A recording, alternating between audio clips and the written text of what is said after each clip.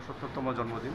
এই উপলক্ষে আমরা বেনুবন বৌদ্ধবিহার থেকে আমরা সবাই উপাসক উপাসীরা সমস্ত একত্রিত হয়েছি। এখানে আমরা ক্যান্সার হসপিটালে ফ্রুটস এবং মিষ্টি বিতরণ করব। এটা আমরা এই eco protection engineering private limited থেকে সহায়তায় এবং আমাদের সমস্ত ইয়াদের সহায়তায় আমরা এই কাজটা করছি।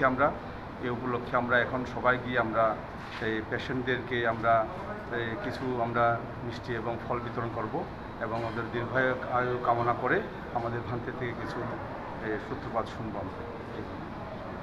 ধন্যবাদ উপাসক দেবেন্দ্র চাকমাকে। সবাই মিলে আমরা উপাসক পাশিকে এসেছি।